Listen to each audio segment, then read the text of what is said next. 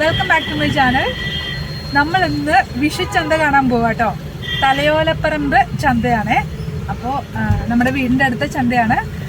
അവിടെ ഒന്ന് പോയിട്ട് നമുക്ക് വിഷുവിന് വേണ്ടിയിട്ടുള്ള കുറച്ച് സാധനങ്ങൾ വാങ്ങിക്കാനുണ്ട്. പച്ചക്കറികൾ, പിന്നെ കണി ഒരുക്കാനായിട്ടുള്ള കുറച്ച് സാധനങ്ങൾ. അപ്പോൾ നമുക്ക് പോയിട്ട് നോക്കാം എന്തൊക്കെയാണ് ഉള്ളത് എന്നൊക്കെ ഒന്ന് കാണാം കേട്ടോ. അപ്പോൾ നിങ്ങളെയും കൂടെ ഒന്ന് കാണിച്ചു തരാമെന്ന് വിചാരിച്ചു. അത്രയേ ഉള്ളൂ. അപ്പോൾ നമുക്ക് പോയി കണ്ടാലോ. നമ്മൾ ചന്തയുടെ വെളിയിലായിട്ട് തന്നെ വണ്ടി പാർക്ക് ചെയ്തിട്ടിട്ട് നേരെ നടക്കുവാണ് കേട്ടോ. അപ്പോൾ ഞാനിപ്പോൾ എൻട്രൻസിൽ നിന്ന് കുറച്ചങ്ങ് കയറി നടക്കുവാണ്. ഇവിടെ ഒന്നും വലിയ തിരക്കുകളൊന്നും കാണുന്നില്ല. പക്ഷേ അകത്തേക്ക് പോകുമ്പോൾ ആ ഭാഗത്താണ് പച്ചക്കറി അങ്ങനത്തെ, അതായത് ഈ നമ്മൾ വിഷുവിൻ്റെ തലേന്നാണല്ലോ ചന്തയിലേക്ക് പോണേ. അപ്പം ഇതാ അങ്ങോട്ട് പോകുമ്പോൾ ആളുകൾ സാധനങ്ങൾ വാങ്ങിച്ച് തിരിച്ച് പോകുന്ന ആൾക്കാരെ കാണാം. പിന്നെ കടകളിലുള്ള തിരക്ക് കാണാം. അത്യാവശ്യം ചെറിയ ബ്ലോക്ക് ഉണ്ട്. വണ്ടികളൊക്കെ എല്ലാവരും വണ്ടികളിലാണല്ലോ ഇപ്പോൾ സാധനങ്ങൾ വാങ്ങിക്കാൻ വരാം. അങ്ങനെ ചക്ക, മാങ്ങ അതിൻ്റെയൊക്കെ സീസൺ ആയതുകൊണ്ട് തന്നെ എല്ലാ കടകളിലും ഇഷ്ടംപോലെ ചക്കയും മാങ്ങയൊക്കെ വെച്ചിട്ടുണ്ട്. ഈ ഒരു ലൈൻ മൊത്തം പടക്കങ്ങളുടെയാണ് കേട്ടോ. പടക്കക്കടകളാണ്. ഇഷ്ടംപോലെ പടക്കക്കടകളുണ്ട്. അപ്പോൾ ഇവിടെ നല്ല തിരക്കായതുകൊണ്ട് നമ്മൾ ഇവിടെ നിന്ന് പടക്കം വാങ്ങിക്കണില്ല. നമ്മൾ എല്ലാ വർഷവും വേറൊരു സ്ഥലത്തു നിന്നാണ്, കുറച്ചങ്ങ് മാറി ചന്തയിൽ നിന്നല്ല പുറത്തുള്ള ഒരു കടയിൽ നിന്നാണ് എപ്പോഴും വാങ്ങിക്കാറ്. അപ്പോൾ ഷൈച്ചേട്ടൻ പറഞ്ഞു എന്നാൽ അവിടെ പോയി വാങ്ങിക്കും, ഇവിടെ നല്ല തിരക്കല്ലേ, അവിടെ തന്നെ പോയി വാങ്ങിക്കാമെന്ന് വിചാരിച്ചു. അപ്പോൾ നമ്മൾ ജസ്റ്റ് ഒന്ന് കാണാൻ വേണ്ടിയിട്ടാട്ടോ ഈ ഭാഗത്തൊക്കെ നടന്നത്.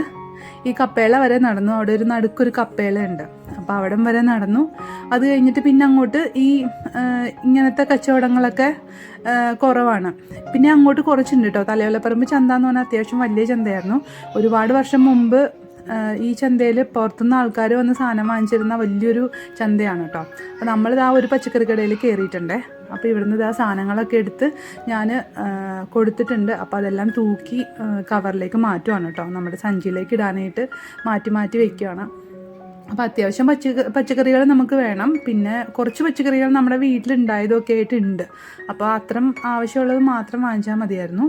പിന്നെ കുറച്ച് മാങ്ങ വാങ്ങിച്ചു കേട്ടോ. ഞാനിപ്പം വീഡിയോ എടുത്തില്ലായിരുന്നു, നല്ല തിരക്കുണ്ടായിരുന്നു കടയിൽ. പിന്നെ ഞാനത് വിട്ടുപോയി എടുക്കാനായിട്ട്. നല്ല മൂവാണ്ട മാങ്ങ ഇരിപ്പുണ്ടായിരുന്നു, ചെനച്ചതും ഉണ്ടായിരുന്നു. ഇത്തിരി കാണിക്കാം, ഇത്തിരി ആ ഒരു വീഡിയോയിൽ കാണുന്നുണ്ട്. നല്ല മാങ്ങ, നാടൻ മാങ്ങയായിരുന്നു കേട്ടോ.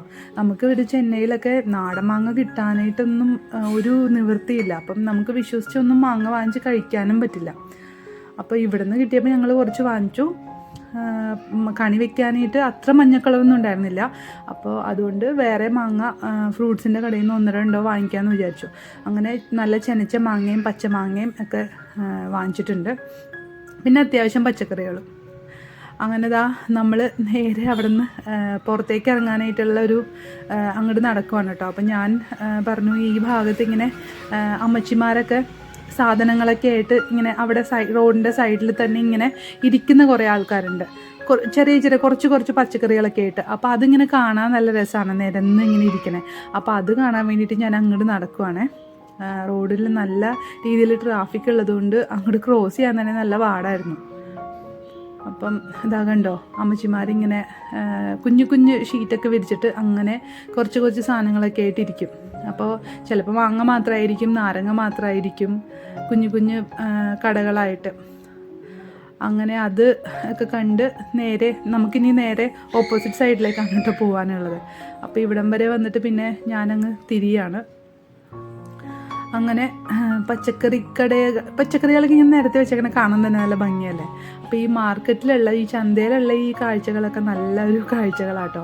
കണിവെള്ളരി ഉണ്ട്, പിന്നെ കപ്പ. ഇവിടെയൊക്കെ കൃഷിയുള്ള സ്ഥലങ്ങളായത് കാരണം നാടൻ കപ്പ, നല്ല ഫ്രഷ് കപ്പ കിട്ടും. പിന്നെ ചക്ക, മാങ്ങ ഇതൊക്കെ നന്നായിട്ട് കിട്ടും. അപ്പോൾ ചന്തയിൽ വന്നു കഴിഞ്ഞാൽ നല്ല നാടൻ പയർ, അതൊക്കെയാണ് നമുക്ക് അവിടെ കിട്ടാനായിട്ട് ബുദ്ധിമുട്ടുള്ളത്. പിന്നെ പയർ വീട്ടിലുള്ളതുകൊണ്ട് നമ്മൾ വാങ്ങിയില്ല. അങ്ങനത്തെ സാധനങ്ങളൊക്കെയാണ് പ്രത്യേകിച്ച് നമ്മൾ വാങ്ങിക്കുക കേട്ടോ. അങ്ങനെ ചന്തയിൽ നിന്ന് പയ്യെ ഇറങ്ങുവാണ്. അപ്പോൾ ഇത്ര നേരം നമ്മൾ സന്ധ്യ ആയില്ല, അതിന് തൊട്ട് മുന്നായിട്ടാണ് വന്നത്. എന്നാലും ഇത്രയും നടന്നു വന്നപ്പോഴേക്കും വെയിലൊന്നും ഇല്ലെങ്കിൽ പോലും ചൂടുണ്ടല്ലോ അന്തരീക്ഷത്തിൽ. അപ്പം ഞാനും ഷൈചേട്ടനും ഇങ്ങനെ നടന്നു വന്നപ്പോഴേക്കും ഞാൻ നന്നായിട്ട് വിയർത്തു കേട്ടോ. അപ്പം ഞാൻ പറഞ്ഞു എന്നാൽ എനിക്കൊരു നാരങ്ങ വെള്ളം എന്തെങ്കിലും കുടിക്കണം എന്ന് പറഞ്ഞപ്പോൾ നമ്മൾ ആ ചന്തയുടെ സൈഡ് ഇറങ്ങണ എൻട്രൻസിൻ്റെ ആ തൊട്ട് മുന്നായിട്ട് ഒരു കടയുണ്ട്. അപ്പോൾ അവിടെ കയറി കുടിക്കാമെന്ന് പറഞ്ഞിട്ട് അങ്ങ് നടക്കുവാണ് കേട്ടോ. അപ്പോൾ അങ്ങോട്ട് കയറി. ഇതൊരു റെസ്റ്റോറൻ്റാണ്. അപ്പം ഇവിടെ അത്യാവശ്യം എല്ലാ ഭക്ഷണവും കിട്ടും. പിന്നെ ഇതുപോലെ നമ്മൾ ഇവിടെ വരുമ്പം ചിലപ്പോൾ ഒരു ജ്യൂസോ അങ്ങനെ എന്തെങ്കിലും കുടിക്കാനായിട്ട് മിക്കവാറും ഞങ്ങൾ ഇവിടെ കയറാം. ഇത് ചന്തയുടെ അവിടെ നിന്ന് എൻട്രൻസ് ഉണ്ട്, നമ്മുടെ മെയിൻ റോഡിൽ നിന്നും ഉണ്ട്. ആ 2 സ്ഥലത്തു നിന്നും കയറാം. അപ്പോൾ ഇവിടെ നിന്നാണ് കുടിക്കാറ്. അങ്ങനെ ഫ്രഷ് ലൈം വേണോ സോഡ ലൈം വേണോ എന്ന് ചോദിച്ചപ്പോൾ ഞാൻ സോഡയാണ് പറഞ്ഞത്. അപ്പം സോഡ സർബത്ത് കുടിക്കാനായിട്ട് ഒരു പ്രത്യേക ടേസ്റ്റ് അല്ലേ. പക്ഷേ സർബത്തായിരുന്നില്ല അത്. എറണാകുളം ഭാഗത്തൊക്കെ നല്ലോണം സർബത്ത് കിട്ടും. പക്ഷേ ഈ കോട്ടയം ഈ സൈഡിൽ സർബത്ത് ഭയങ്കര കുറവാണ്, ഇങ്ങനെ കിട്ടുള്ളൂ. പിന്നെ അതും കുടിച്ചു. ഞങ്ങൾ പിന്നെതാ പൂ വാങ്ങിക്കണമായിരുന്നു. പക്ഷേ പൂക്കടയിൽ ഭയങ്കര തിരക്കായത് കാരണം ഞാൻ പിന്നെ വീഡിയോ എടുത്തില്ല കേട്ടോ. അവിടെ ഭയങ്കര ചില ആളുകൾക്ക് നമുക്ക് ഭയങ്കരമായിട്ട് ഇഷ്ടപ്പെടില്ലല്ലോ. അപ്പോൾ അങ്ങനെ ആളുകൾക്ക് ഡിസ്റ്റർബൻസ് ഉണ്ടാവണ്ടെന്ന് വിചാരിച്ചിട്ട് ഞാൻ വീഡിയോ എടുത്തില്ല. അങ്ങനെ അവിടെ നിന്ന് ഇറങ്ങി പിന്നെ നമ്മൾ വണ്ടി പാർക്ക് ചെയ്തെടുക്കുന്നിടത്തു നിന്ന് നേരെ വീട്ടിലേക്ക് പോവുകയാണ്. പിന്നെ ഫ്രൂട്ട്സ് കടയിൽ കയറി കേട്ടോ. ഫ്രൂട്ട്സ് വാങ്ങിച്ചില്ലായിരുന്നല്ലോ. അപ്പോൾ ഈ ചന്ത സ്റ്റാർട്ട് ചെയ്യുന്ന ആ ഭാഗത്ത് തന്നെ മെയിൻ റോഡിനോട് ചേർന്ന് തന്നെയാണ് ഈ ഒരു കടയുള്ളത്. അപ്പോൾ എന്നാൽ ഇവിടെ നിന്ന് വാങ്ങിക്കാമെന്ന് വിചാരിച്ചു. അപ്പോൾ അത്രയും വെയിറ്റ് അവിടം വരെ നടക്കണ്ടല്ലോ. പിന്നെ ഇതിൻ്റെ അടുത്താണ് നമ്മൾ വണ്ടി പാർക്ക് ചെയ്തിട്ടേക്കണേ. അപ്പോൾ ഇവിടെ വന്നപ്പോൾ ഒരു ചെറിയൊരു കണിയുടെ ഒരു മോഡൽ തന്നെ അവർ ഒരുക്കി വെച്ചിട്ടുണ്ടായിരുന്നു. അപ്പോൾ നമുക്ക് അതിനനുസരിച്ച് സാധനം വാങ്ങിക്കാം. നമ്മുടെ വീട്ടിൽ ഇല്ലാത്ത സാധനങ്ങൾ മാത്രം നമുക്ക് വാങ്ങിക്കേണ്ടി വന്നുള്ളൂ.